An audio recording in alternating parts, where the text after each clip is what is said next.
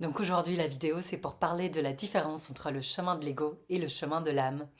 Alors, je crois que c'est important de bien discerner la différence entre les deux. Donc, le chemin de l'ego, c'est le chemin qu'on a dans notre première partie de vie.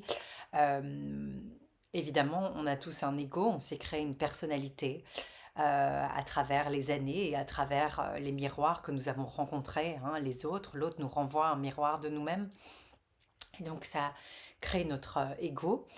Et petit à petit, en fait, dans la deuxième partie de vie, on peut soit rester dans cet ego et développer encore cet ego, soit entrer dans le chemin du soi et quelque part faire un travail de grande transformation intérieure pour petit à petit accoucher de notre être profond et aller vers cette conscience universelle.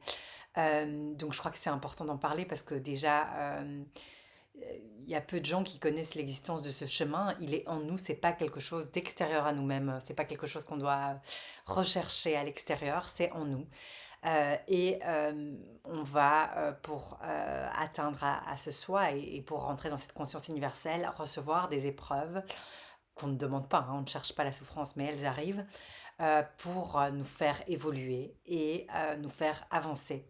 Et chaque fois qu'on vit une épreuve, on va gagner en êtreté et on va se transformer et évoluer, et gagner en sagesse et devenir de plus en plus nous-mêmes. Si ça se passe bien, parce qu'on peut effectivement refuser l'épreuve, le vivre mal et rester toute sa vie sur le chemin simplement de l'ego, dans l'injustice, dans la colère, dans les frustrations et ainsi de suite, comme on peut malheureusement le constater aussi. Donc ce chemin est hyper beau parce que déjà il va donner une joie. Alors au départ il y a beaucoup d'épreuves, hein, donc au départ la joie on la sent pas tout de suite, mais il va nous faire accoucher de nous-mêmes et de notre être de plus en plus. Ce qui va pas être facile, c'est qu'on va devoir accepter les désécurisations qui vont nous permettre d'entrer finalement dans notre être de plus en plus. Tandis que quand on est sur le chemin de l'ego, c'est la peur qui domine. On va s'accrocher à des fausses sécurités. Hein, on va avoir peur et donc on va s'accrocher de toutes nos forces à tout ce qui peut nous donner une fausse sécurité, ce qui est évidemment tôt ou tard des illusions puisque les choses peuvent s'effondrer. Tout n'est pas dans nos mains. Et quand on a bâti sa vie sur des grandes illusions, c'est difficile évidemment parce que si on doit évoluer, tôt ou tard, il y a des choses qui vont s'effondrer, que ce soit dans nos relations, ailleurs, enfin dans d'autres domaines de la vie, et on va s'y accrocher. Quand on entre sur le chemin du soi, on sait que tout est transformation, donc on vit mieux les transformations, on accepte les périodes de changement, de grandes transformations, et on dit oui, en fait, on dit oui à ce qui nous met en chemin. Et on développe petit à petit la confiance et la foi jusqu'à réaliser finalement son plein potentiel. Hein, c'est un chemin qui est magnifique. Alors ce qui est plus difficile, c'est que sur le chemin du soi, on va être plus seul parce que on va devoir sortir du collectif pour entrer dans notre personne. Et là, on va être vraiment plus seul, il y a moins de gens qui le font. Donc on va aussi être peut-être critiqué ou rejeté par des personnes qui font pas le chemin de l'âme et qui ne comprennent absolument pas nos comportements ou nos décisions. Puisque quand on est sur le chemin de l'ego, ce sont des choix inconscients, plutôt de survie, qui dominent. Mais l'être n'en a pas conscience. Donc évidemment, un être qui rentre dans le chemin du soi, il va vers une forme de liberté intérieure qui n'est pas comprise et parfois très mal reçue par tout l'entourage ou par les personnes qui ne font pas ce chemin. Et alors il peut être rejeté, mis de côté, etc., hein. C'est ça la difficulté de ce grand chemin, hein. Et toutes les traditions, tous les saints de toutes les cultures parlent de ce chemin vers la réalisation de l'être qui est présent, peu importe la religion, ou on peut être sans religion et le faire quand même, puisque cette conscience universelle est en chacun.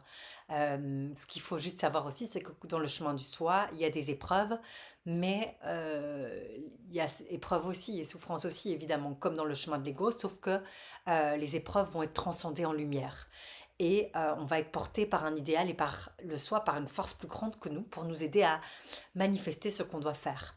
Tandis que sur le chemin de l'ego, là, les souffrances qu'on va traverser, parce qu'évidemment, il y aura des souffrances, elles vont être douloureuses et elles vont pas être salutaires, c'est-à-dire qu'elles vont juste être un petit peu gratuites, c'est-à-dire qu'il n'y a pas la lumière au bout du tunnel dans le chemin de l'ego.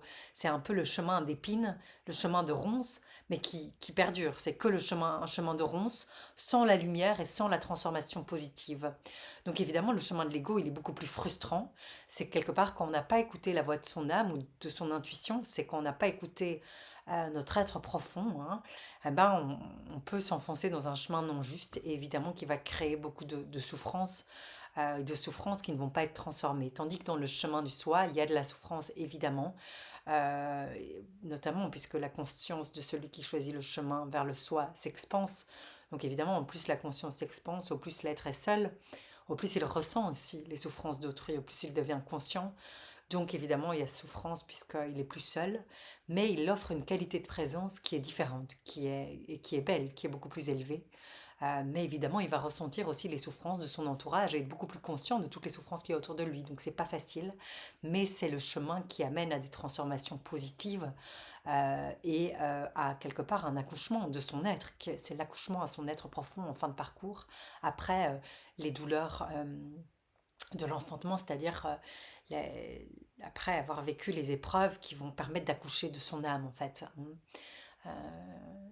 Et donc tout ça se fait à travers des épreuves de vie qui sont sur tous les plans, hein. Souvent, c'est un chemin qui est difficile, hein. Ça se voit même à l'extérieur, c'est un chemin avec des grandes, grandes épreuves, mais qui va permettre quelque part une réalisation de l'être et qui va faire que l'être qui fait ces transformations donne le meilleur de lui-même au monde et partage après cette lumière avec les autres.